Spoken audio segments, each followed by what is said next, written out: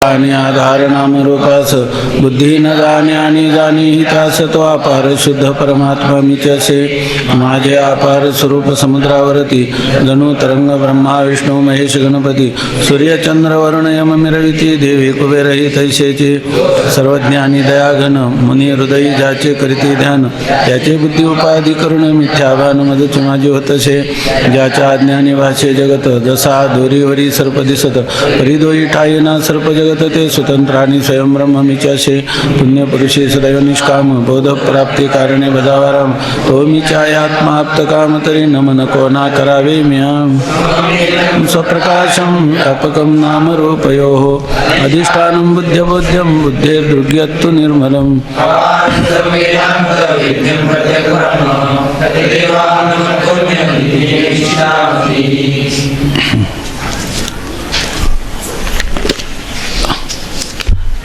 काल कुठपर्यंत आलं? साधन चतुष्टय झालं का? साधन चतुष्टयपर्यंत आलं. आता अनुबंध कशाला म्हणतात? पण महाराज पुढं बस. अनुबंध कशाला म्हणतात? ज्याच्या ज्ञानाने ग्रंथात प्रवेश होतो त्याला अनुबंध म्हणतात. असे अनुबंध किती आहेत? 4. कोणकोणते? संबंध एवढे 4 सांगितले. आता इथून पुढे वाचायचं ना साधन चतुष्टय.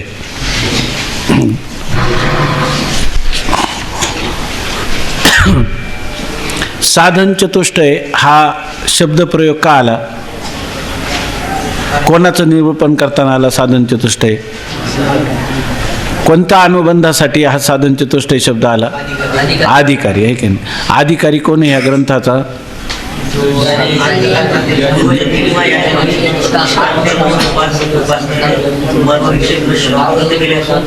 हां,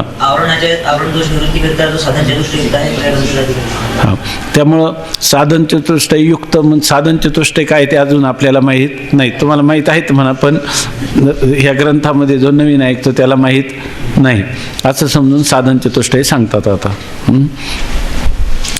साधन चतुष्टय विवेक, वैराग्य, समाधी, षटक आणि मुमुक्षुत्व ही 4 साधने आत्मज्ञान प्राप्तीची आहेत व त्यास साधन चतुष्टय म्हणतात. साधन चतुष्टय म्हणजे ज्ञान प्राप्तीची, आत्मज्ञान प्राप्तीची 4 साधने आहेत. विवेक, वैराग्य, समाधी, षटक. षटक नाही म्हणायचं, समाधी, षटक आणि मुमुक्षुत्व. आता त्यापैकी विवेकाचं लक्षण सांगतात. विवेकाचं काय लक्षण म्हणजे काय स्वरूप आहे?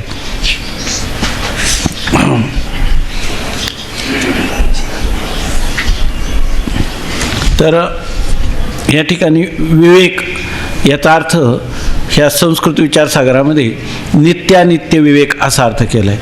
अजून तर सत्य आणि मिथ्या तर आपल्याला कळायचं आहे की नाही? सत्य आणि मिथ्या याचा विचार व्हायचा आहे. मग या ठिकाणी विवेक शब्द काय आपण नेहमी पाहतो? विचार पृथक करणे. विवेक करणं, विचार करणं याचा अर्थ काय आहे? पृथक्करण करणं, विश्लेषण करणं, एकमेकापासून त्यांना व्यावृत्त करणं, यात असा त्याचा अर्थ आहे. तर कोणता? तर आत्म अनात्म विवेक असं म्हणायचं. कोणता? म्हणजे आत्मा काय आहे आणि म्हणजे मी, आणि अनात्म म्हणजे आत्मा म्हणजे मी, आणि अनात्म म्हणजे माझ्या अतिरिक्त असणारे जे पदार्थ त्यांचं एकमेकापासून विभाग करणं, वाटणी करणं, विश्लेषण करणं, पृथक्करण करणं, किंवा इंग्लिशमध्ये त्याला काय म्हणतात? ॲनालिसिस ना. ॲनालिसिस त्याचं एकमेकापासून. दूध आणि पाणी एकत्र मिसळला असताना हंस पक्षी ज्याप्रमाणे आपल्या चंचूच्याद्वारा काय दूध आणि पाणी वेगळं करतो. सुभाषित काय आहे? नीर क्षीर विवेकेतू हंसो हंसाहा बको बकाहा असं सांगतं. की श्लोकाची सुरुवात माहिती आहे का? ज्या वेळेला पाणी आणि दूध एकत्र होतं त्यावेळेला बगळा नावाचा आणि हंस नावाचे जे 2 श्वेतवर्णाचे पक्षी आहेत ते काय करतात? दोन्ही पाणी आणि दूध वेगळं करतात, आहे की नाही? बगळा सुद्धा करतो. बगळ्याच्या ठिकाणी ते सामर्थ्य नाही, चोच दोघांना आहे, श्वेतवर्ण आहे. कोणाच्या चोचीत आहे ते सामर्थ्य? हंस पक्षाचे आहे की नाही? मग हंस आणि बगळा दिसायला सारखे असले तरी जर वेगळं जर त्यांना वेगळ्या रीतीने ओळखायचं असेल तर काय करावं? दूध आणि पाणी एकत्र करून दोघांच्याही समोर ठेवावं, आहे की नाही. जो दूध आणि पाणी वेगळा करेल तो बगळा, आणि तो कोण आहे, हंस आहे. आणि जो दूध आणि पाणी तो वेगळं करणार नाही तो काय आहे, बगळा. तेव्हा आता आपल्याला काय करायचं, सलिली पय जैसे एक होनी मिनले असे, ते निवडोनी राजहंसे जेवी वेगळे की जे, असं आहे की नाही. तेव्हा चाचूचेनी सांडसे खांडीजे पय पाणी राजहंसे, ज्ञान विज्ञान तैसे वाटूनी देऊ, ऐक. अशा प्रकारचं म्हणजे बघा, दुसऱ्या वर्षातच ज्ञानेश्वरी पण तयार आहे यांची, ऐक ना, किती भाग्यवान आहे. हो खरंच त्या ठिकाणी म्हणजे ह्या ओव्या पण तुमच्या लक्षात आहे. बऱ्याच जणांनी अगोदर इथं संस्थेत बसायच्या अगोदर पारायण केली, कोणी काही जप ध्यान केलं, त्याचं सगळं पुण्य फलीभूत झालं. त्यामुळे त्यांना उपस्थिती राहते ना याची. आणि ज्ञानेश्वरीसाठीच खरा विचारसागर शिकायचं. तर या ठिकाणी आता आपण काय, ज्या मनुष्याला हा विवेक झाला म्हणजे आत्मा आणि अनात्मा यांचा विवेक झाला, सत्य आणि मिथ्या याचा विवेक झाला, किंवा सार आणि आसार याचा विवेक झाला, किंवा ग्राह्य आणि त्याज्य याचा विवेक झाला, किंवा नित्य आणि अनित्य याचा विवेक झाला, तर त्या पुरुषाला, त्या विवेकाने संपन्न असणाऱ्या पुरुषाला काय म्हणायचं, माणसामधला राजहंस, आहे की नाही. आणि त्याला इकडं म्हणतात परमहंस, त्याला काय म्हणतात, परमहंस.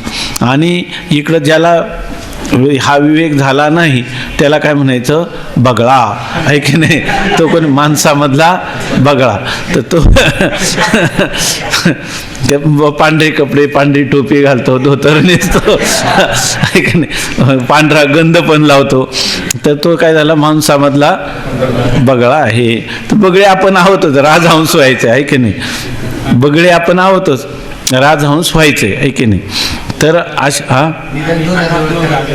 अनात्मवर्ग नीर सांडोनी आत्म आणि अनात्मवर्गनीर सांडोनी आत्मरसाचे क्षीर सेविताती जे सविचार राजहंस, असं सांगितलं. सविचार म्हणजे विचारेन सहितम, विचार म्हणजेच विवेक, आहे की नाही. विचार म्हणजेच विवेक. आपण विचारसागरामध्ये विवेक असाच अर्थ केला ना, विचार शब्दाचा देखील, त्याप्रमाणे इथं अशा प्रकारचा विवेक. पण हा जो सत्य आणि मिथ्या विवेक आहे, किंवा आत्मा आणि अनात्मा असा विवेक आहे, अजून आपल्याला झालाय का, करायचा आहे, करायचा आहे. तर करायचा म्हणजे अजून आपल्याला तो विवेक झाला नाही. पण अधिकारी व्हायला जर तुम्ही आत्मा आणि अनात्म विवेक झालाच असेल, मी आत्मा आहे, माझा आत्मा ब्रह्मरूप आहे, आणि माझ्यापासून भिन्न असणारा देहादिक प्रपंच मिथ्या आहे, त्याचा माझ्या स्वरूपाशी काही संबंध नाही, असं झालं तर तुम्ही त्याचे अधिकारी आहे का, तुम्ही त्याचे फलास्वादन करणारे, ते झालं, त्याचं कार्यच झालं की नाही, बरोबर आहे की नाही. मग तो सिद्ध पुरुष झाला, तो साधक कुठं राहिला. इथं लक्षणं अनुबंध चतुष्ट आहे, अधिकारी कोणी, साधक आहे की नाही. आणि साध्य अजून त्याचं परमात्मा प्राप्ती हे साध्य आहे, अजून व्हायचं. म्हणून या ठिकाणी मग त्याला अधिकाऱ्याला सत्यमिथ्या विवेक म्हणता येईल का, आत्मानात्म विवेक म्हणता येईल का. मग त्याच्या ठिकाणी कोणता विवेक असला पाहिजे, कमीत कमी कोणत्या वस्तू नित्य आहेत आणि कोणत्या वस्तू अनित्य आहे. जर मनुष्याला अनित्यता जर कळली, अनित्यता जर एखाद्या वस्तूची कळली, तर तो मनुष्य त्याचा स्वीकार करेल का, नाही. त्या वस्तूविषयी त्याला वैराग्य होईल, आणि ते वैराग्य त्याने नको म्हणलं तरी झाल्याशिवाय राहणार नाही. अशी एक ओळी आहे की नाही. तैशी संसाराया समजता जाणीजे जई अनित्यता तै वैराग्य दवडिता पाठी लागे. तर समस्त संसार हा अनित्य आहे असं आपल्याला कळलं तर काय, त्याला वैराग्य आपोआपच त्याच्यापासून निर्माण होतं. जर तो एखादा भोग आपल्याला शाश्वत राहणारच नसेल, तो भोग तरी आपल्याला सोडणार, नाहीतर आपण तरी त्याला सोडणार. ते स्वामी महाराज सांगायचे, ते एकाने नवीन घर पाहायला नेलं, तर इतकं मोठं होतं ते घर, म्हणजे जवळजवळ एक गल्लीच होती. आणि ते सगळं घर पाहून झाल्यावर त्यांनी विचारलं, त्या मालकाला थोडंसं नवीनच घर घेतलेलं होतं पुण्यामध्ये, आणि एक गल्ली फुल्ली संपूर्ण आजही आहे ते घर, त्यांचंच मालकीचं आहे. तर त्यांनी, आणि ते पण आहेत आणि घरे पण आहेत अजून. पण ते म्हटले की हे घर पाहिल्यावर तुम्हाला काय वाटलं? एक तर स्वामी महाराजांची छाती दुखत होती आणि त्या घरातल्या सगळ्या खोल्या पाहून पाहून ते थकून गेले, दमले. आणि मग त्यांनी सांगितलं की स्वामीजी तुम्हाला घरा पाहून काय वाटलं?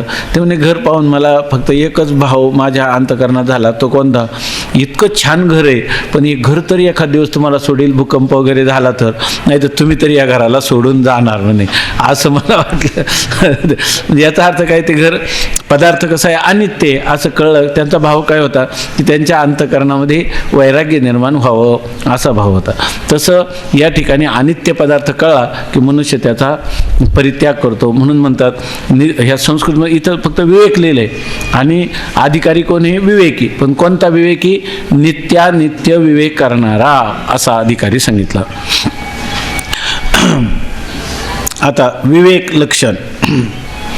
सत्संगतीने आत्मा अविनाशी क्रियारहित असून तद्व्यतिरिक्त सर्व विनाशी व चंचल आहे असा ज्याचा निश्चय आहे त्या निश्चयासच विवेक म्हणतात.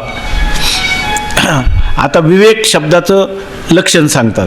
विवेक कशाला म्हणायचं हे प्रत्येक शब्दाचं आपण चिंतन केलं पाहिजे, म्हणजे आपल्याला व्याख्याही पाठ होऊन जाते. नाही तर व्याख्या पाठ जरी केली तर त्या शब्दाची शक्ती कळली नसली एखादा शब्द विसरून जातो, आणि प्रत्येक शब्द फार अर्थवाही आहे आणि महत्त्वाचा आहे. तर हा जो विवेक होतो हा सत्संगतीतच होतो. स्वतःच्या मनामध्ये जरी तो विवेक केला, आपण अनेक वेळा चिंतन केले की विवेक केला मनाने, तरी तो विवेक परिपूर्ण होईल का? नाही. कारण मनुष्याच्या बुद्धीच्या ठिकाणी भ्रम, प्रमाद, करणापाठव आणि विप्रलिप्सा नावाचे बुद्धीत दोष आहेत.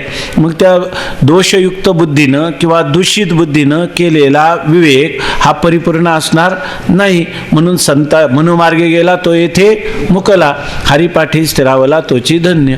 मग संतांचे संगती मनोमार्ग गती, आकळावा श्रीपती येणे पंथे. म्हणजे याचा अर्थ काय आहे? सत्संगतीमध्येच हा विवेक होतो. म्हणजे पहिलं साधन काय आहे?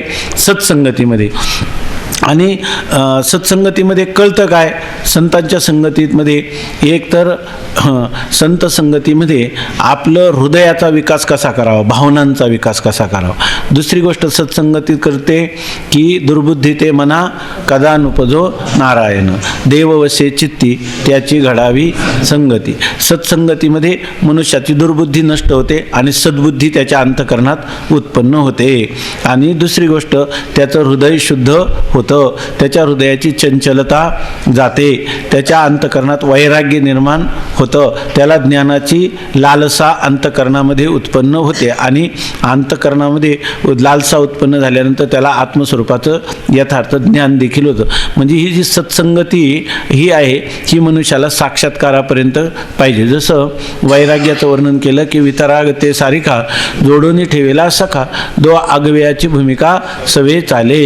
वैराग्य कुठपर्यंत पाहिजे? सगळ्याच भूमिकेत पाहिजे. सगळ्याच भूमिकेत म्हणजे ज्ञान होईपर्यंत असं नाही, तर वैराग्य सगळ्या ज्ञान झाल्यानंतरही वैराग्य पाहिजे. नाहीतर प्राप्तेही पुरुषे इंद्रिये लाळलेली कौतुके तरी आक्रमीला जाण दुःखे सांसारिके. ज्ञानवान पुरुषही जर या ठिकाणी विषयांची संगतीत करील आणि सत्संगाची उपेक्षा करील तर त्याला जन्ममरण परंपरा किंवा जीवनमुक्तीचं विलक्षण सुखाचा अभाव आणि त्याला अनेक प्रकारची दुःख अपरिहार्यपणे भोगावी लागतील असं म्हणणं आहे. म्हणजे सत्संगती ही आवश्यक आहे. ज्ञान झालं तरी, म्हणून ज्ञानी पुरुष जे असतात ते स्वामी महाराज सांगायचे की कोणी जर म्हणलं की आमचं मोठं भाग्य आहे की तुमची संगती मिळाली, ते म्हणायचे माझं मोठं भाग्य आहे का तुमची संगती मिळाली. कारण का? तुमच्या संगतीत माझा आत्मस्वरूपाचं माझं चिंतन होतं असं ते म्हणायचे. एक माऊलीने एक दृष्टांत दिला की श्रोत्याच्या निमित्ताने श्रोता हा आरसा आहे आणि त्याच्यामध्ये आपलं प्रतिबिंब आपणच पुन्हा पाहत असतो. म्हणून ते म्हणून आपल्याकडं म्हणताना काय, श्रोता वक्ता पांडुरंग हरी असं म्हणतं. श्रोता आणि वक्ता पांडुरंग हरी म्हणजे श्रोता आणि वक्ता, श्रोतृ उपहित चैतन्य आणि वक्तृपहित चैतन्य दोन्ही काय आहे? एकच आहे. एक होतो श्रोता आणि एक होतो वक्ता, आहे की नाही. म्हणून परवा ते कोणी सांगितलं ना, फार गोड चिंतन सांगितलं. ते म्हणे तुम्ही मला वर व्यासपीठावर बसवता आणि तुम्ही खाली बसता, हा तुमचा काही अंतकरणाचा मोठेपणा आहे. कारण आई किंवा वडील मुलाला जेव्हा खांद्यावर घेतात तेव्हा मुलाला खांद्यावर घेतात, आहे की नाही.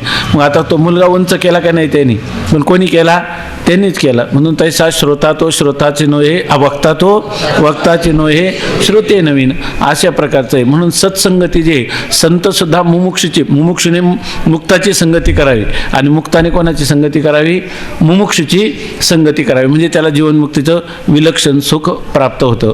त्याच्यासाठी आपला सत्संगामध्ये निर्विकल्प समाधीपेक्षाही जास्त आनंद आहे. समाधीचे सुख सांडा वाळोनी आयसाया कीर्तनी ब्रह्मरस.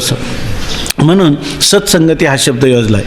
आणि त्या सत्संगतीमध्ये कळतं काय, तर सत्संगती त्यालाच म्हणायचं की ज्याच्यामध्ये आत्मा अनात्म्याचा विचार केला जातो. सत वस्तू म्हणजे त्रिकालाबाधित वस्तू आणि त्याची संगती क्षय बंधने तिच्यातच नेहमी आपल्या अंतःकरणवृत्ती बांधली जाते. असं असेल त्याला काय म्हणतात, सत.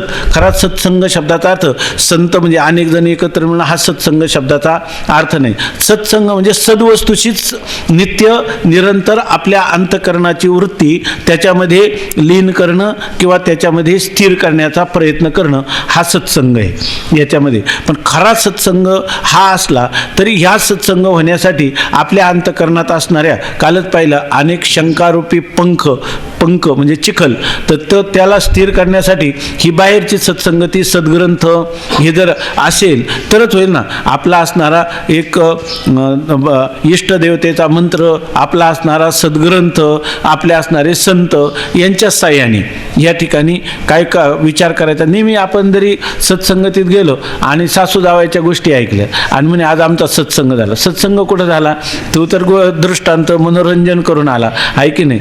सत्संग म्हणजे आत्मानात्मविवेक झाला का काही त्याच्यामध्ये, तर सत्संगतीमध्ये आत्मा विचार झाला पाहिजे. आणि आत्मविचार होऊन जर तुम्ही म्हणाला हो तर सत्संगतीमध्ये आत्मा करता आहे, भोगता आहे, असं जर विचार झाला तर हा विचार काय झाला नाही. आत्म्याचा विचार करायचा. आत्मा हा अविनाशी आहे, म्हणजे आत्मा म्हणजे माझं स्वरूप. दररोज आपल्याला सत्संगतीमध्ये द्वैत शिथिल होत गेलं पाहिजे आणि अद्वैत दृढ होत गेलं पाहिजे. आपल्या ठिकाणी देहाधिकांचं तादात्म्य शिथिल पडत गेलं पाहिजे, विरळ होत गेलं पाहिजे आणि आत्मभाव अधिक दृढ होत गेला पाहिजे. म्हणून म्हणतात की सत्संगतीने आत्मा म्हणजे कोण, मी. सत्संगतीत कळायचं काय, कोहम, मी कोण आहे, कथम इदम जातम, हे सगळं जगत कसं उत्पन्न झालं, कोई कर्तास्य विद्यते, ह्या जगताचा कर्ता कोण आहे, उपादानम किमस्ति, ह्या जगताचं उपादान कारण काय आहे, विचारो सोयम ईदृशः, अशा प्रकारचा जो असतो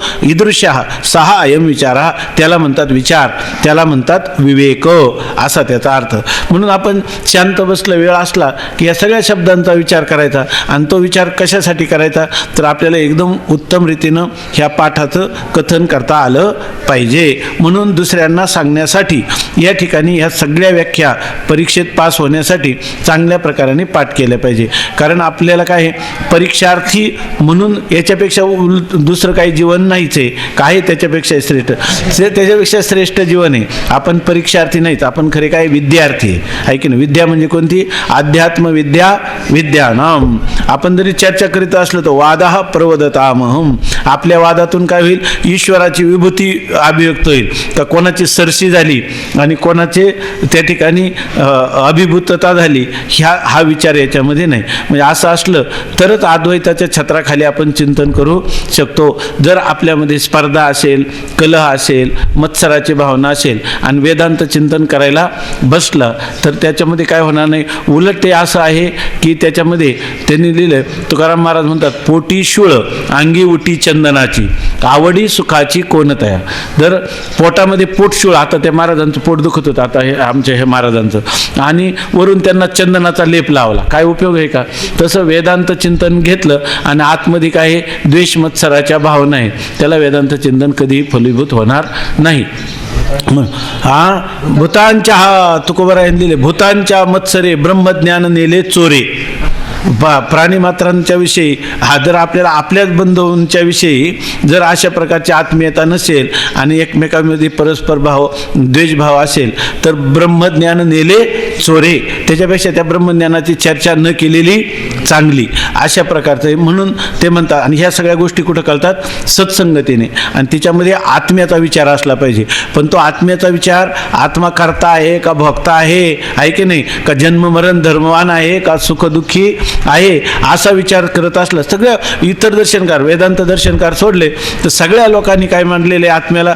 कोणी करता भोगता मानले, कोणी केवळ भोगता का होईना मानले, कोणी करता मानलेले, कोणी देहाला मानलेलं आहे, कोणी मनाला मानलेले, कोणी बुद्धीला, कोणी प्राणाला, कोणी विज्ञानमय कोशाला, म्हणजे अशा प्रकारचे आत्मा मानलेले. तेव्हा त्याच्यामध्ये जर आपण ते लोक तेच मानतात आणि आपणही काय करायचं? तेच मानायचं. असं जर झालं बरं त्यातून समाधान पण प्राप्त होणार नाही. तेव्हा हा विचार कुठं होईल? फक्त वेदांत दर्शनातच होईल. म्हणजे सत्संगतीमध्ये आत्म्याच्या अविनाशित्वाचा विचार झाला पाहिजे.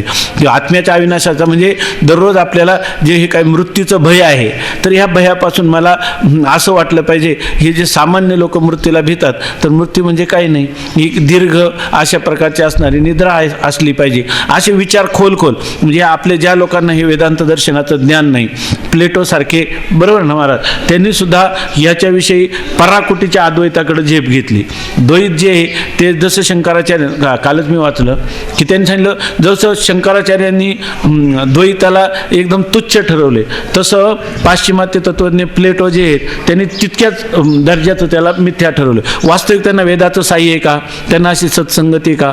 तरीसुद्धा अंतर्मुख वृत्तीनं ते इथपर्यंत गेलेले आहे. तेव्हा आपल्याला कधीही मरणाचं भय, जे मरण कोणाला आहे? देहाला आहे. देह कसा आहे? अनित्य आहे. देह म्हणजे मी नाही. मग मी कोण आहे? तर मी विनाशी नाही.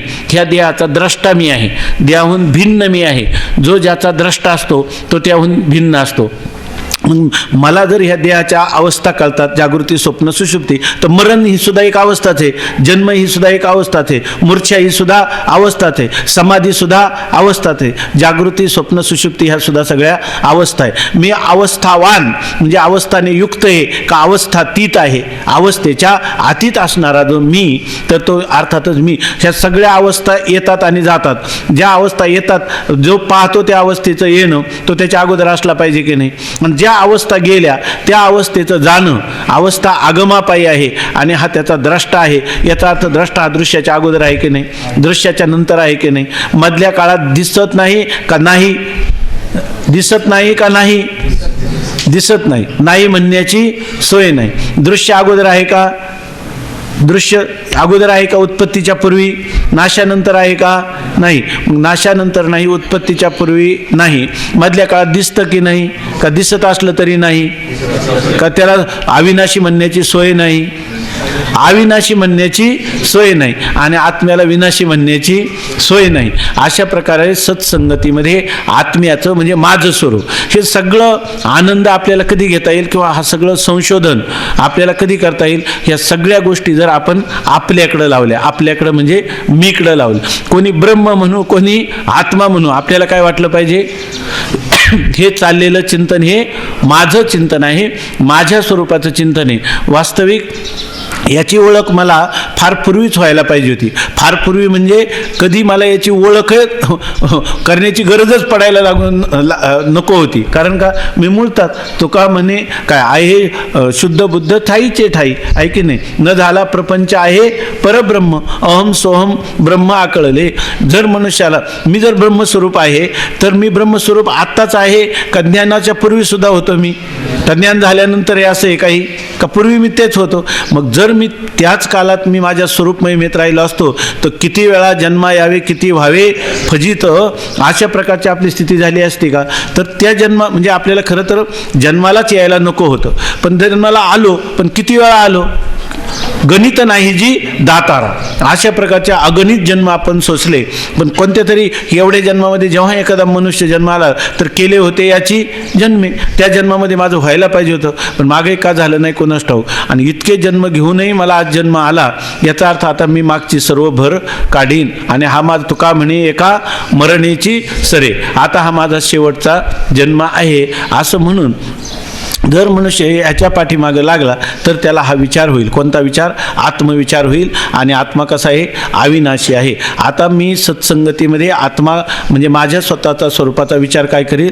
आत्मा अविनाशी आहे. दुसरी गोष्ट, आत्तापर्यंत मला अविनाशी आत्मा आहे असं वाटतं, परंतु खऱ्या क्रिया ज्या होतात त्या इंद्रियाधिकांच्या शरीराच्या ठिकाणी प्राणांच्या साह्याने क्रिया होतात.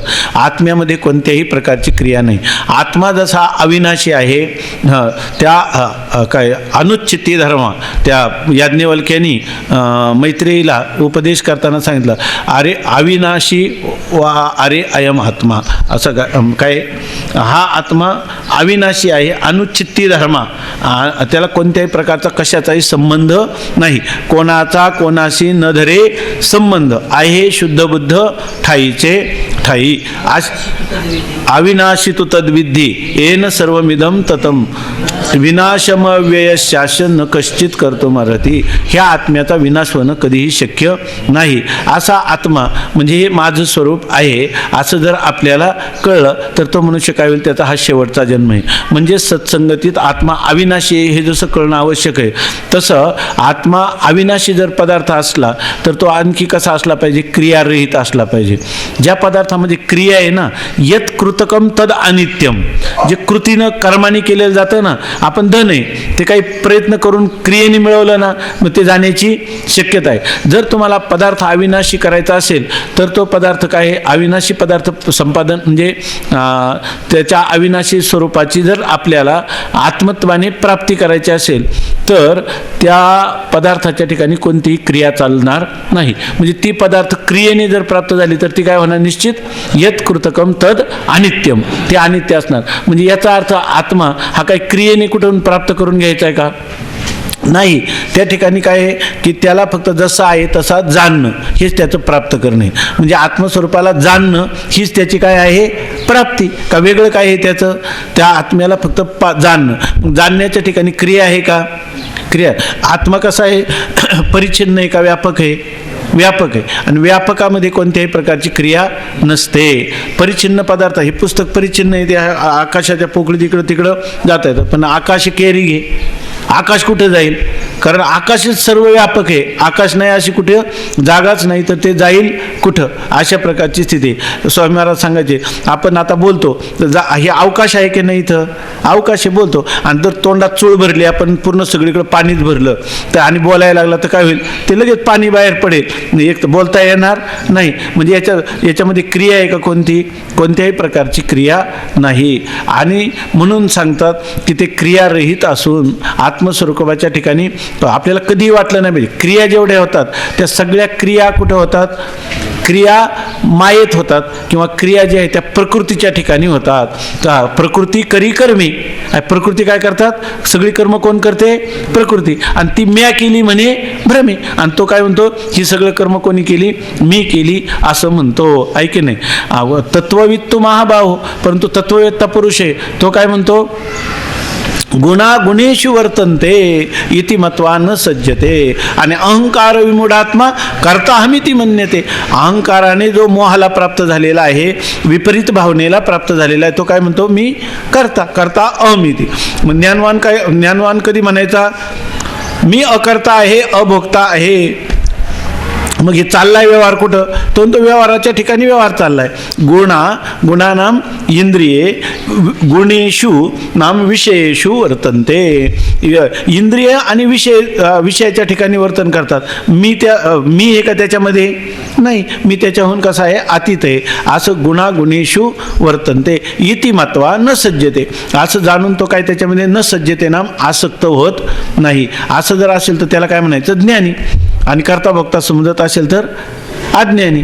मग ज्ञानी आणि अज्ञानाचे काय लक्षण आहे? आपण ज्ञानी आहे का अज्ञानी? मला जर मी करता भोगता वाटत असेल तर अर्थातच मी काय आहे? अज्ञानी. मी अकर्ता अभोक्ता व्यापक असंग निर्विकार केवळ एकमेव अद्वितीय स्वगत सजातीय विजातीय भेदरहित असं वाटत असेल तर माझ्या ठिकाणी काय आहे? ज्ञान अभिव्यक्त झालेलं आहे. मला ज्ञान झाले का? ज्ञान म्हणजेच मी झालोय त्यावेळेला. मी ज्ञानी आहे का? ज्ञान आहे. म्हणून त्या स्वामी महाराजांना म्हटले तुम्ही ब्रह्मज्ञानी आहात. ते म्हणले काय मला ब्रह्मज्ञानी म्हणता? ब्रह्मज्ञानी नाही मी. तुम्ही ब्रह्मज्ञानी आहात की नाही? मी ब्रह्मज्ञानी नाही. ब्रह्मज्ञानी म्हणजे ब्रह्माच्या ज्ञानाने युक्त. ते म्हणजे तसं नाही.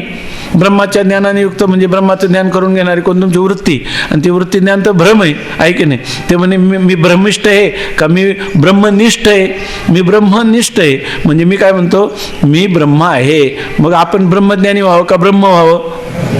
म्हणजे आता नाही, मी ब्रह्मच आहे असा निश्चय व्हावा, त्याच्याविषयीचा भ्रम जावा आहे की नाही. मी ब्रह्मच आहे म्हणून सांगतात सत्संगतीने आत्मा अविनाशी क्रियारहित असून. आता नुसतं आत्मा क्रियारहित एवढं कळून चालणार नाही, कारण का आत्मस्वरूपाकडे जात असताना सगळं जगत दिसतं ना. कालच त्यांनी त्या पेपरमध्ये होतं, कोणाचं नाव लिहिलं ते काही लक्षात नाही, त्यांनी लिहिलं की हे जे शंकर वेदांताचे लोक आहेत आणि हे जे केवळ अद्वैत सिद्धांत प्रतिपादन करणारे, त्यांना मध्ये एक आपल्या स्वातंत्र्यपूर्व कालामध्ये एक असा पक्ष निघाला होता. त्यांचं नाव पण दिले त्यांनी, माझ्या आता लक्षात नाही, प्रसिद्ध नाव आहे त्यांचं. तर ते म्हणायचे अहो हे वेदांत काय ऐकता, एवढा वेदांत ऐकता आणि हे धादांत दिसतं त्याचं उपेक्षा करता. हे जगत धादांत दिसतं की नाही. आगापै पंडुकुमारा येता स्वरूपाच्या घरा करीतसे आडवारा विश्वाभासू. जो तुम्ही निघाले वेदांताच्या दिशेने आणि तुम्ही म्हणता तिथं काय नाही, तिथं काही उत्पन्न झालं नाही, नाश झालं नाही, जगत नावाचा पदार्थ झाला नाही, जीव नाही, जगत नाही, ईश्वर नाही असं तुम्ही म्हणता. आणि जो आत्मा कधी दिसत नाही तो आत्मा सर्वत्र आहे असं म्हणता. तेव्हा तुमचा ह्या वेदांत झाला खरा, पण दादांताचं काय? दादांत म्हणजे आपण म्हणतो तो दादांत मी पाहिलं तुला, म्हणजे प्रत्यक्ष जगत दिसतं ना, तर ह्या जगताचे वाट काय असं शंका येते की नाही. म्हणून त्यांनी लिहिलं की त्या काळात दोन पक्ष झाले, एक वेदांताचा पक्ष आणि एक दादांताचा पक्ष. म्हणजे एक केवळ द्वैत मानणारा एक पक्ष आणि एक त्या सदानंद मोरे सरांनी लिहिले, फार गोड लिहिलंय त्याच्यामध्ये कालच्या याच्यामध्ये. आणि एक काय वेदांत आहे म्हणून त्यांनी तर असं लिहिले. म्हणून ह्या वेदांताला आणि दादांताला दोघांना फाटा देऊन काय द्वैत आणि अद्वैत याच्या अतीत असणारं वेगळंच ज्ञान ज्ञानेश्वर महाराजांनी प्रतिपादन केलं, वेगळाच पक्ष सांगितलं. कारण का भेदाभेद ते काय तुकाराम महाराजांचा अभंग आहे ना, भेदाभेद भ्रम अमंगळ, म्हणजे विष्णुमय जग वैष्णवांचा धर्म भेदाभेद भ्रम. ती दुसरी ओवी 7व्या अध्यायातली त्यांनी दिलेली. तर या ठिकाणी भेद आणि अभेद याच्याही पलीकडे आम्हाला ते तुम्हाला भेद दिसतो म्हणून आम्ही त्याला काय म्हटलं भेद, आणि त्या भेदाचं खंडन करून सापेक्ष असणाऱ्या तत्वाला काय म्हटलं अभेद. वास्तविक तत्वाला भेद आणि अभेद दोन्ही अमंगळ आहे की नाही. आपण एक दिवस चिंतन केलं होतं ना, भेद अमंगळ आहे का अभेद अमंगळ आहे का, दोन्ही अमंगळच आहे. कारण स्वरूपाच्या असं खरं तर वेदांताला सांगायचं, पण त्यांनी काय केलं दोन पक्ष केले वेगवेगळे. सरांनी दोन पक्षाची कल्पना केली आणि मग त्यांनी काय ठरवलं ज्ञानेश्वर महाराज हे तिसराच पक्ष आहे. हा पक्ष हे पक्ष कळल्याशिवाय तो तिसरा पक्ष कळेल का? तो तिसरा पक्ष इथं कोणाच्या जवळ पायाजवळ बसून काहीतरी घासावा लागेल आहे की नाही, त्यांना भांडी घासावं लागतील, तेव्हा ते भेदाभेद भ्रमचा अमंगळ कळेल. व उपाधीमध्ये भेद आहे तिथं जर अभेद मानेल तर अमंगळ आहे, आणि उप चैतन्यामध्ये अभेद आहे आणि तिथं जर भेद मानेल तर तो काय आहे अमंगळ आहे. आणि जो ज्याला याचं ज्ञान झालं त्याच्या दृष्टीनं काय आहे भेदही अमंगळ आहे आणि अभेदही अमंगळ आहे. तो काय आहे आपल्या स्वयंमहिमनी प्रतिष्ठित हा, तेव्हा आपल्या महिमेमध्ये बसलेला, बरोबर आहे ना. तर अशा प्रकारचे हे पारंपरिक ज्ञान काय वेगळं सांगतंय काय, ज्ञानेश्वर महाराज वेगळे सांगतात का, शंकराचार्य नाही तेच सांगायचे त्याच्यामध्ये. त्यामुळं ज्ञानेश्वर महाराजांनी प्रतिपादन केलेला सिद्धांत आणि शंकराचार्यांनी प्रतिपादन केलेला सिद्धांत याच्यामध्ये भेद आहे का? भेद नाही. आणि जर भेद आहे म्हटलं तर त्या भाष्यकारा ते वाट पुसतो याचं काय लावणार आहे की नाही. ज्ञानेश्वर महाराज स्वतः म्हणतात व्यासांचा मागोवा घेतो, भाष्यकारा ते वाट पुसतो, अयोग्यही मी न पवतो के जाईन. जर शंकराचार्यांच्या भाष्याचं जर त्या ठिकाणी मी वाट विचारित गेलो तर मी जरी अयोग्य असलो तर मी कुठं जाईन म्हणजे सिद्धांताजवळच जाईन, सिद्धांतापासून दूर जाणार नाही. एवढा ज्यांनी आपल्या अंतःकरणात त्यांचा गौरव महिमा गरिमा ज्यांची गायली तर ते त्यांचा सिद्धांत तिसरा आहे का? तिसरा सिद्धांत असणं शक्य नाही. म्हणून या ठिकाणी नाथ महाराज म्हणतात वंदू आचार्य शंकरू जो का विवेक ग्रंथार्थ चतुरू सारोणी कर्मठतेचा पुरू प्रबोध दिन करू उदयला, असं प्रकारचं वर्णन. म्हणजे त्या ठिकाणी जागृती रूपी काय सूर्याचा उदय असं नाथ महाराजांनी वर्णन केलं. नाथ महाराज ज्ञानोबारायांचं अनुसरण करतात की नाही, ज्ञानोबाराय शंकराचार्यांचं अनुसरण करतात, शंकराचार्य व्यासांचं अनुसरण करतात, व्यास काय करतात अपौरुषेय वेदाचं अनुसरण करतात. आणि वेद कोणाचं अनुसरण करतो? वेद सगळा ब्रह्मपरक अशा प्रकारचं सांगतो, ऐका नाही, आत्मा आणि ब्रह्माचं एक रूपता सांगतो. तेव्हा आपण एखाद्या व्यक्तीला श्रेष्ठ ठरवण्यासाठी उगीच त्यांचं जरा वेगळंच आहे असं काही म्हणायचं नाही, ऐका नाही. आणि वेगळं असलं तर आपल्याला वेगळं नकोच आहे. काय वेदमार्गे मुनी गेले तेने काय त्याचे मार्गे चालेलो, ऐक नाही. फक्त प्रक्रिया जरी भिन्न असल्या तर सिद्धांत काय आहे एकच आहे. याच्या ठिकाणी बिंब प्रतिबिंबवाद आता पुढे येईलच. तर कोणी काही प्रकाराने सांगितलं तर आपल्याला काय फक्त तत्वज्ञान होण्याशी अर्थ आहे की नाही, त्याच्याशी आपलं प्रयोजन आहे. असो, सत्संगतीने आत्मा अविनाशी क्रियारहित असून आपलं हे चाललं होतं की आत्मा अविनाशी आहे, क्रियारहित. एवढं कळून चालणार नाही. विवेकामध्ये आज आणखीन कळलं पाहिजे, तद व्यतिरिक्त सर्व विनाशी व चंचल आहे. तद व्यतिरिक्त म्हणजे काय? आत्मव्यतिरिक्त सर्व जे पदार्थ आहेत ते सगळेच पदार्थ विनाशी आहेत. अवघाची आकार ग्रासियेला काळे, एकची निराळे हरीचे नाम. परमात्माचं स्वरूप जर सोडलं तर त्याच्या व्यतिरिक्त सर्वच्या सर्व विनाशी आहे. अविनाशी वस्तू दोन असतील तर त्यांच्यात भांडण होईल का नाही? तर दोन अविनाशी वस्तू असूच शकणार नाही. दोन त्याला वस्तू परिच्छेद येईल, म्हणजे दोन वस्तू एकमेकापासून काय झाल्या? भिन्न झाल्या. आणि मग असं असलं तर अद्वैताची सिद्धी तरी होईल का? होणार नाही. म्हणून जेव्हा आपल्याला अद्वैताची सिद्धी करायची तेव्हा अविनाशी वस्तू काय आहे? एकच आहे. आणि तिच्या अतिरिक्त असणारा सगळा तिच्यावर भासमान होणारा हा जगदरूपी एक छल आहे. त्यांनी दे ना काय अमृतानुभवाच्या मंगलाचरणात, द्वैत छलान मुहू अद्वैतमात्मनस्तत्वम दर्शयन्तौ मिथस्तराम तौ वंदे जगतामाद्यो तयोस्तत्वाभिपत्तये सार्धम केनच कस्यार्धम शिवयोः समरूपिणोः ज्ञातुम न शक्यते लग्न मिति द्वैत छलान मुहू. असं त्याच्यामध्ये सांगतात की आत्म्याच्या अतिरिक्त सर्व विनाशी हे कळलं पाहिजे. म्हणजे मग काय होईल आपल्याला? हा जो स्वरूपाच्या आड येणारा जो जगदरूपी भ्रम आहे अनात्म वस्तूंचा, तो त्याचं काय होईल? निराकरण होईल. मग आता हे जर करायचं असेल तर काय करावं लागेल? त्या द्वैतरूप भ्रमाची क्रियेने निवृत्ती करावी लागेल का भावनेने निवृत्ती करावी लागेल का दोन्हीनी होणार नाही? अहो, जर तुम्हाला रज्जूवर सर्प भासला आणि तो सर्प काय करतोय? तुम्हाला दोर कळू देत नाही, ऐक नाही. दोर रूपाने कळू देत, चांगलं लक्षात येतं ना, दोर रूपाने कळू देत नाही. मग आता तुम्ही काय केलं पाहिजे? दोनच गोष्टी आहे त्याला. ज्या सर्प मला रज्जूचं ज्ञान होऊ देत नाही, आज मी भाला घेऊन किंवा मांत्रिकाला बरोबर घेऊन जाऊ, त्याचा निपात केल्याशिवाय राहणार नाही. आणि तो होईलच, आहे की नाही? किती युगाच्या युग गेले तरी होणार नाही, आहे की नाही? नाही म्हणजे त्याला सोपा उपाय आहे. त्याला उपाय असा आहे की अशी भावना प्रखर करावी लागते, माहिती आहे का तुम्हाला, की हा त्या ठिकाणी सर्प नसून हा रज्जूच आहे, हा सर्प नसून हा रज्जूच आहे, अशा प्रकारचं सारखं ध्यान करायचं. कारण चिंतने तद्रूपता, आहे की नाही? किटकी भृंगी न्यायाने मी हे करू शकतो असं जर म्हटलं तर होईल का? होणार नाही. मग काय दुसरा उपाय आहे का त्याला? नान्य हा पंथा विद्यते आहे नाय, दुसरा कोणताही मार्ग नाही. मग काहीतरी मार्ग आहे की नाही? आहे मार्ग. त्या रज्जू ज्याच्यावर भासते त्याच्या अधिष्ठानाचं ज्ञान करून घेण्याचा मार्ग आहे. त्यात जर आपण दिवा घेतला आणि ते जर शिष्ट पुरुषांनी सांगितलं ते जर रज्जू आहे आणि त्याला तुम्हाला उजेडात दाखवतो, गेला आणि दाखवलं तर रज्जूचं ज्ञान झालं की नाही? आता सर्पाची निवृत्ती होईल की नाही? होईल. बरं, इतकं हसू येईल का जेव्हा मी आता तर गेला सर्प, म्हणजे जेव्हा सर्प म्हणून मी पळालो, गुडघे फुटले, नाक फुटलं, तेव्हा सुद्धा काय होता?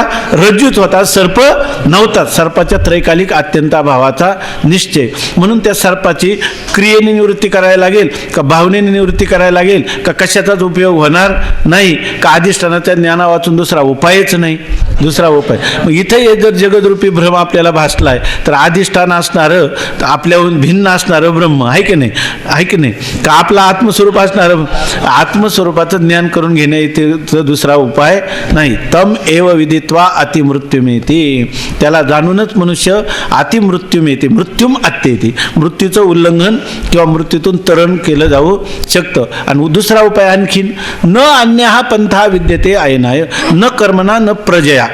उपनिषद सांगतं किती कर्म केली तरी नाही, तुम्ही संतानोत्पत्ती केली तरी नाही. मग काय, त्यागेन एके अमृतत्व मानशो, त्यागानेच तुम्हाला ही गोष्ट प्राप्त होईल किंवा ज्ञानानेच तुम्हाला प्राप्त होईल. काय, केवळ ज्ञानादेव तू कैवल्यम, ज्ञानात एव तू कैवल्य, एवकाराने चकाराने सांगतात. ज्ञानात कैवल्यम नाही म्हणत श्रुती माता, ज्ञानात एव, ज्ञानानेच म्हणजे दुसऱ्या कशानेच नाही. या ज्ञाने विन एके उपाय करीशी जितुके, उपाय करीशी जितुके तितुका गुंफीशी अधिके रुखी ये, दुसरा कोणताही मार्ग नाही म्हणून सांगतात. आणि या सगळ्या गोष्टी कळतील कुठं, सत्संगतीत कळतील, आहे की नाही. हे गोष्टी आपोआप कुठं बसलं थोडं ध्यान लावून किंवा रात्रंदिवस काहीतरी कर्म केलं, याग केले, योग केला, मांडी घालून डोळे झाकून, आहे की नाही, पद्मासनात, त्याच्यामध्ये आपोआप ब्रह्मज्ञान होईल का. ब्रह्मज्ञान होणारच नाही ह्या गोष्टींनी, योगाने होणार नाही, यागाने होणार नाही, तपश्चर्येने होणार नाही, तीर्थयात्रेने होणार नाही, भावनेने होणार नाही. तिथं फक्त एकच आहे, संतांचे संगती. म्हणून सत्संगतीने कळेल काय, आत्मा अविनाश आहे, तो क्रियारहित आहे आणि तद्व्यतिरिक्त त्या आत्म्याच्या व्यतिरिक्त जे आत्मस्वरूपाच्या ज्ञानाला प्रतिबंध करतं. जसं आपल्याला आत्मा अक्रिय अविनाशी कळावा लागेल त्याचप्रमाणे आत्म्याच्या अतिरिक्त पदार्थांचं काय स्वरूप आहे हे सुद्धा आपल्याला कळलं पाहिजे. आणि ते जर पदार्थ कसे कळले पाहिजे, मिथ्या आहेत असं कळलं पाहिजे. पण मिथ्या कळायला अजून अवकाश आहे. कमीत कमी एवढी तरी आपली बुद्धी प्रगल्भ असली पाहिजे का हे पदार्थ काय आहेत, अनित्य आहेत, हे पदार्थ माझ्याजवळ कायम राहणार नाही किंवा मी तरी ह्या पदार्थांजवळ राहणार नाही. अशा वेळेला ह्या पदार्थांचं संपादन करण्यात आपली शक्ती खर्च करणं म्हणजे आपल्या बुद्धीचं दिवाळं काढण्यासारखं आहे असं त्यांनी सांगितलं. नुसतं अनित्य तर कळ. त्या बुद्ध दर्शनामध्ये आलेले की गौतम बुद्ध आपल्या तीर्थयात्रेत जात असताना एक पतित स्त्री त्याला भेटली आणि तिनं सांगितलं की माझं तुमच्याबरोबर विवाह करण्याची इच्छा आहे. तर त्यांनी सांगितलं काहीच हरकत नाही, तर मी तुला एक प्रसाद म्हणून फळ देतो. आणि त्यांनी एक फळ दिलं आणि त्यांनी सांगितलं मी परत येईपर्यंत या फळाला तशा स्थितीत ठेवून द्यायचं. हे फळ जर जसंच्या तसं राहिलं तर मी तत्काल विवाहबद्ध होईल, नाही तर मी तुझा दुरूनच परित्याग करील असं सांगितलं. तोपर्यंत ह्या फळाला स्पर्श करायचा नाही. त्याप्रमाणे गौतम बुद्ध काही दिवसांनी फिरत फिरत आले.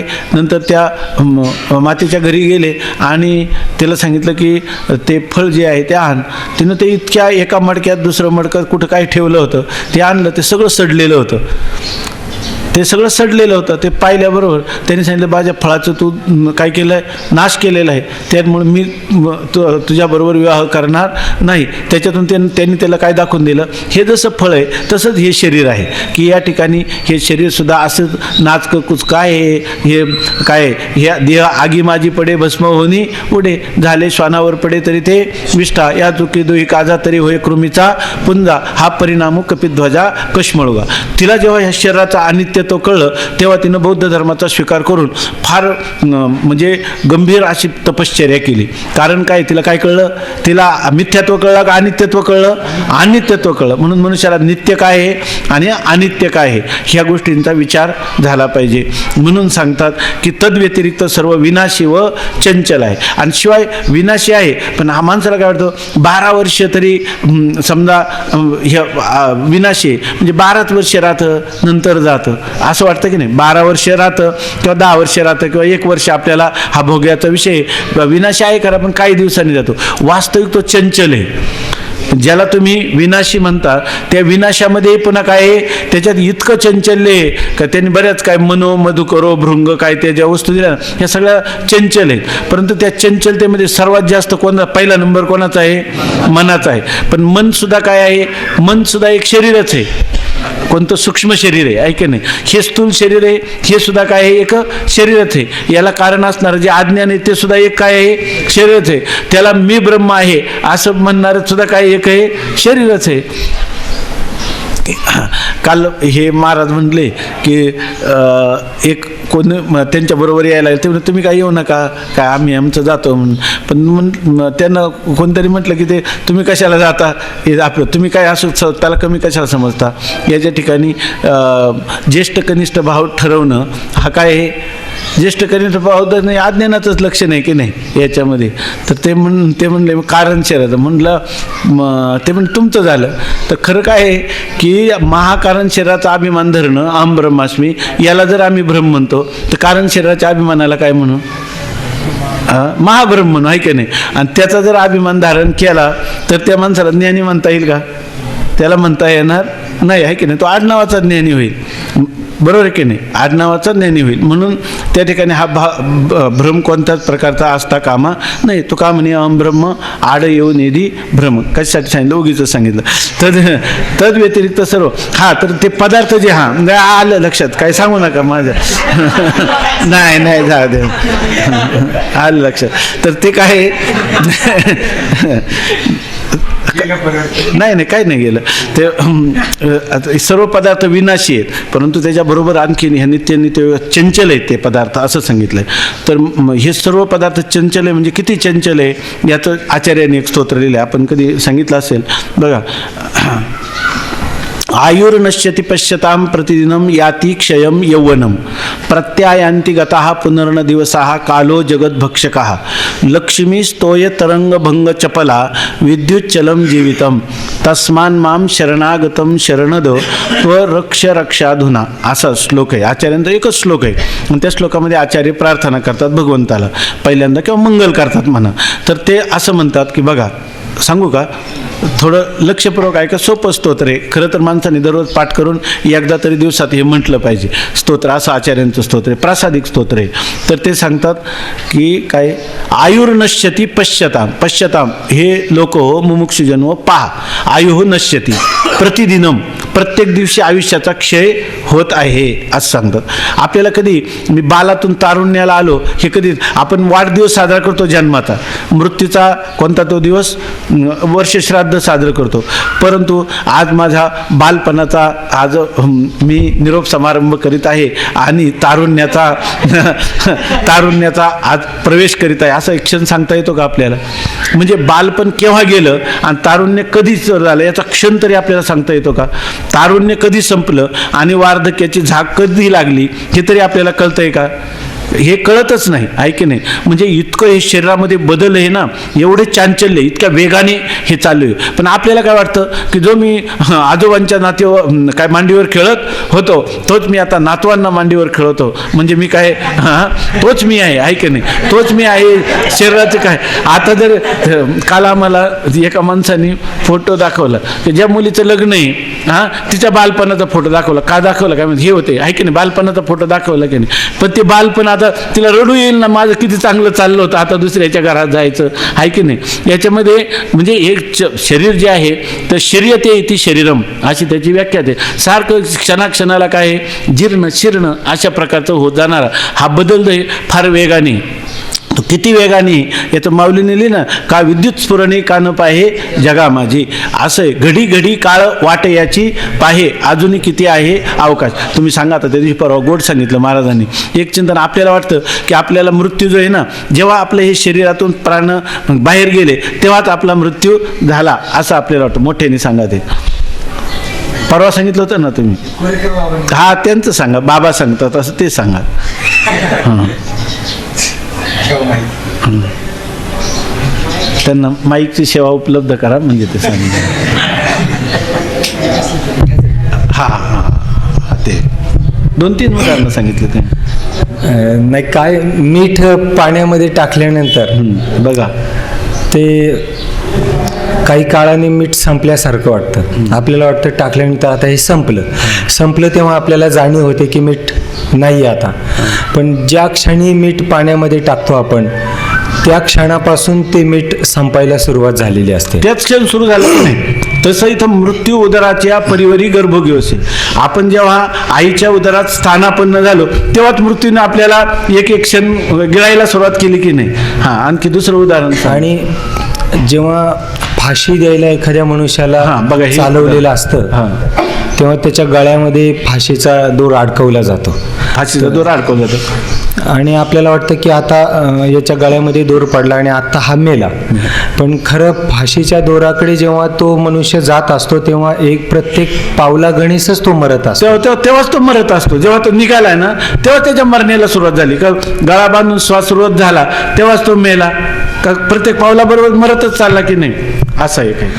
आणि आणखीन एक सांगितलं होतं की तो दुर्धरू सापे गेळेत आहे उभा, की तो माशा वेठाळू जिभा, कैसे प्राणी या लोभा वाढविती तृष्णा, तैसे प्राणी कोणे कारे, कैसे प्राणी या लोभा वाढविती तृष्णा. असं बरं असं हां, असू दे कशाला, उलट ओळीत शुद्ध यायला पाहिजे ना. आता नाही आठवत तर काय करू. सांगा पण काय. जैसा दरदुर सापे गिळतो आहे उभा, तो की तो माशिया विटाळी जिभा, तैसे प्राणी कवने लोभा वाढविती तृष्णा. असं तो प्राणी कवने लोभा वाढविती तृष्णा. हां, अगोदर ओवी दुरुस्त करून घ्यायची मग नंतर तर ते म्हणतात त्या आता दृष्टांत सगळ्यांनाच माहिती आहे. ते म्हणतात की सापाच्या त्या तोंडामध्ये बेडूक अर्धा गिळलेला आहे. हो, लक्षात आलं ना दृष्टांत. तर ते तरुणपणे म्हणतात. पण म्हातारपणामध्ये असं असतं की पूर्ण बेडूक सापाच्या तोंडात गेलेला असतो. तरुण अवस्थेत तरी सापाचं तोंड अर्ध उघडलेलं असतं, पण वृद्धपणामध्ये बेडूक आत गेलेला असतो. सापाचं तोंड लहान झालेलं असतं, त्याला फक्त मिटायचं बाकी असतं. म्हणजे बेडूक सापाच्या घशात गेलेला आहे त्यावेळेला तो गिळल्यासारखाच आहे, फक्त त्याचं तोंड जे मोठं आहे ते फक्त मिटण्याचा अवकाश की तो गेलाच आहे की नाही. परंतु मनुष्याच्या हे लक्षात येत नाही, ती कोणाच्या त्या बेडकाच्या लक्षात येत नाही. काय लक्षात येत नाही, तितक्या जर समोरून एखादी माशी आली तर त्या माशीला खाण्याचा प्रयत्न करतो. असं काय उपयोग आहे का. आता माशी सहित तो भक्ष्य कोणाचं झालेलं आहे, सर्पाचं झालेलं आहे, हे लक्षात येत नाही. तसं माऊली म्हणतात प्राणी म्हणजे हे चतुष्पाद प्राणी नाही, हा द्विपाद प्राणी म्हणजे मनुष्य प्राणी. कवने कारणे वाढविती तृष्णा, कोणे लोभा, कोणता लोभ हे काय कळत नाही म्हणतात. त्या लोकांच्या अंतकरणात एवढी तृष्णा झाली की अजून मला मिळावं. पण मीच माझं शरीर या ठिकाणी मृत्यूने गिळंकृत केले याचा विसर पडतो. हां, एक राहिला. हा हो, सांगा ना. जेवण आपण केल्यानंतर म्हणजे आधी भूक लागलेली हो, असते हे. आणि नंतर जेवल्यानंतर आपल्याला वाटतं आत्ता तृप्ती झाली. तर खरी तेव्हा नसते तृप्ती झालेली, प्रत्येक घासागणिक ती तृप्ती होत असते. जेव्हा एक एक घास घेतो तेव्हाच एका घासाबरोबर ती तृप्ती होत असते. तसं मरण हे एकदाच नाही आहे, तर प्रत्येक दिवशी आपण थोडं थोडं मरतोय. मरणाच्या जवळच जातोय ना आपण. म्हणजे प्रत्येक क्षण हा मरणाचाच आहे, आपला मरणाशीच संबंधित आहे प्रत्येक क्षण. आपल्याला वाटतं की आणि ती हे तर दीर्घ आयुष्य, मग त्याचे शताब्दीकरण अमृत महोत्सव ते तर लांबच गोष्ट आहे. माऊलींना तर ते एकदम विडंबनच वाटतं. काय सांगतात ओवी, हा जन्मल्या दिवसे होत जाई काळाचे, जन्मल्यापासून दिवस काळाची याची अशी म्हणजे काळाच्याच ताब्यात तो जात असतो, काळाच्याच स्वाधीन होत असतो. परी वाढती करीती उल्हासे, त्याचे वाढदिवस करतात. उभविती गुढिया, आणि मोठ्या मोठ्या गुढिया उभारतात. मृत्यूलोकीचे उफराटे, ऐके नाही, जवळजवळ बाळ बळिया वाढे, बोजे नाचती कोडे, आयुष्य निमाले आतुलीकडे ते ग्लानीची नाही. का बरोबर ना, आज सांगतात. आणि दुसरं काय, जयाचे आयुष्य दाखुटे होय. आणि बळ जसा जरा म्हातारा माणूस त्याचा माझा अवमान केला म्हाताऱ्या माणसाचा म्हणतो, एकदम वयोवृद्ध, काय कळतं का तुला. वास्तविक आहे, जयाचे आयुष्य दाखुटे होय आणि बळ प्रज्ञा जिरवणी जाय, तयाचे नमस्कारी ती पाय वडील म्हणवणी, आहे की नाही, अशी स्थिती आहे की नाही. म्हणून याच्यातून काय सांगितलं ज्ञानेश्वर महाराजांनी, वडील माणसांचं दर्शन करू नये, कारण जयांचे आयुष्य दाखुटे होय, त्यांनी त्यांचं वंदन करावं असं काही नियम सांगायचा आहे का? नाही. उलट म्हणून सांगितलं तेच हे पहिलं काय, अभिवादनशीलस्य नित्य वृद्धोपसेविना चत्वारी तस्य वर्धन्ते आयुर्विद्या यशोबलम. जर तुमचं आयुष्य, विद्या, बल आणि यश वाढायचं असेल तर वयोवृद्ध माणसाची सेवा केली पाहिजे. आणि काय पुढचा श्लोक, जर कोणी करणार नाही तर त्याची काय स्थिती होते? हा, पण ते काय त्याचं हे ना श्लोक काय आहे तो, जो मनुष्य ना अपूज्या यत्र पूज्यन्ते ना, अपूज्य ज्यांची सेवा करू नये त्यांची जर मनुष्य सेवा करीत असेल आणि पूज्यानांचे व्यतिक्रमः, आणि ज्यांची पूजा करायची त्याचं उल्लंघन करीत असेल, चत्वारी तस्य नश्यन्ति, त्याच्या ह्या चारही गोष्टी नाश पावतात. कोणत्या?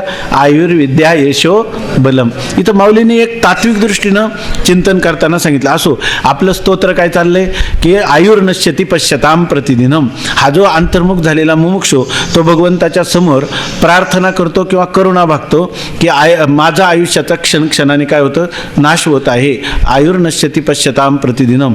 आणि ह्या तारुण्याबद्दल त्याचा विचार काय?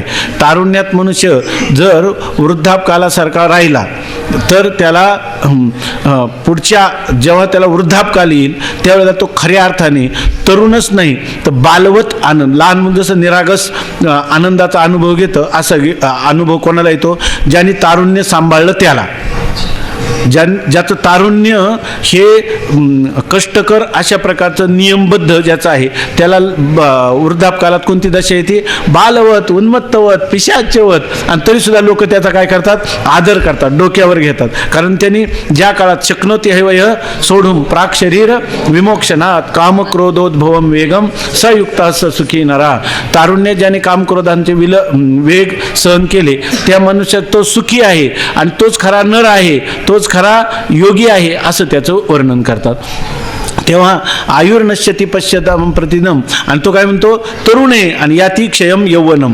तारुण्यामध्ये मला तारुण्य प्राप्त झालं म्हणून तारुण्याच्या मध्ये न मानी कोणाशी सदा मुसमुसी धुळे जायचा हे मान्य नाही. तारुण्यात काय वाटलं पाहिजे? याती क्षयम यौवनम. माझं यौवन तारुण्य जे आहे ते क्षयाकडं हळूहळू वाटचाल करत आहे याची जाणीव पाहिजे. ते आपण नेहमी सांगत असतो. त्या एक इंग्लिश त्रैमासिक होतं, संस्कृत स्तोत्रांचं अनुवाद वगैरे असं ते करायचे, किंवा काही मराठी अभंग वगैरे त्याचं इंग्लिशमधून एक नगरला एक त्रैमासिक निघत, आता आहे की नाही माहीत नाही. तर त्याच्यामध्ये हे स्तोत्र दिलं होतं आणि त्या स्तोत्रामध्ये याती क्षयम यौवनम याचा अर्थ दिला होता युथ इज डिकेइंग. म्हणजे तुमचं तारुण्य सडतंय. खरा तिथं क्षय शब्द आहे पण त्याच्यापेक्षा त्या इंग्लिश त्या अनुवादकर्त्यांनी जास्त म्हणजे त्याला काय म्हणतो, जास्त अर्थवाही शब्द वापरला आहे की नाही. युथ इज डिकेइंग म्हणजे सडतंय असा अर्थ केला. याती क्षयम यौवनम. प्रत्यायांती गतः पुनर्न दिवसः कालो जगत भक्षकः. दिवसः गतः, एकदा आलेला दिवस आहे ना तो गेला ना पुन्हा न यांती, पुन्हा तो कधीही येत नाही. पुढं काय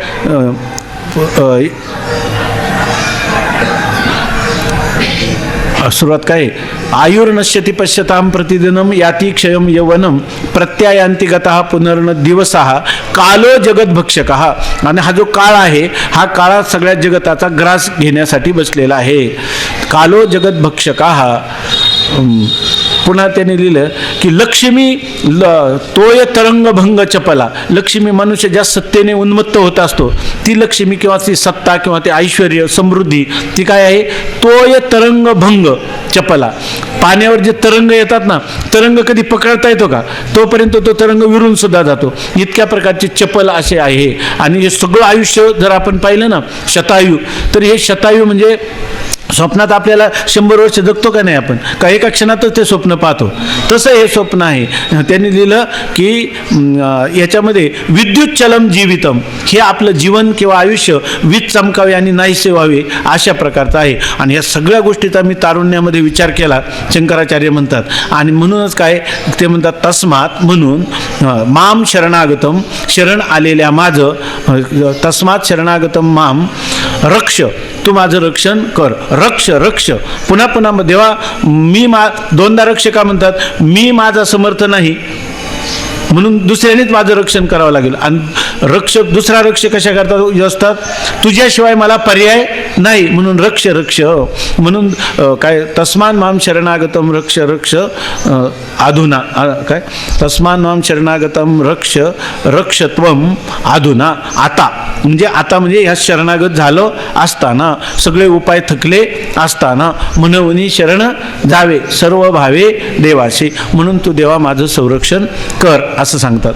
तेव्हा या ठिकाणी ह्या आत्मा अतिरिक्त असणारं सर्व विनाशी एवढं कळून चालणार नाही, त्याच्यातलं चंचलता कशी आहे ती कळली पाहिजे. आणि असा ज्याचा निश्चय आहे, असा ज्याच्या बुद्धीचा निश्चय झालेला आहे त्या निश्चयासच विवेक म्हणतात.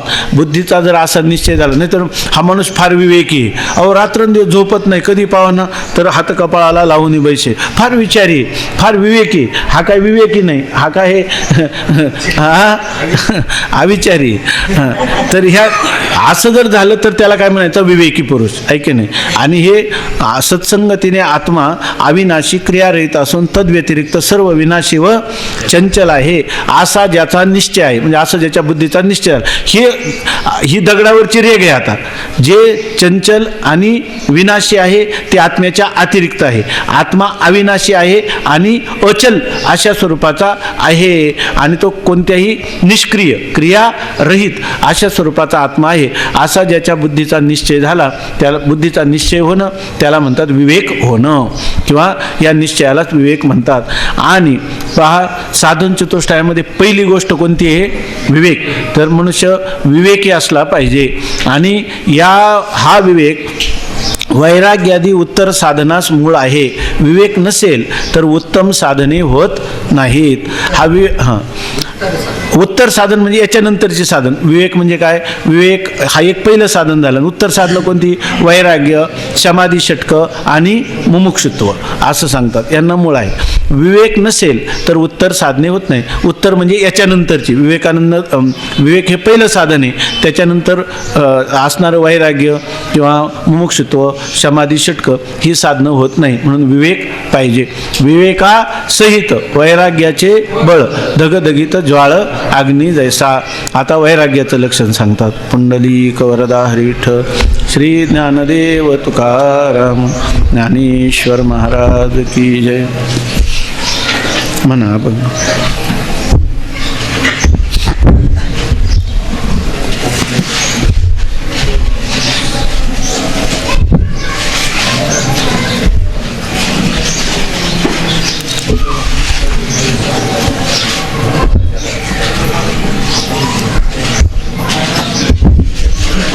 घोटवीन लाळ ब्रह्मज्ञान हाती, घोटवीन लाळ ब्रह्मज्ञान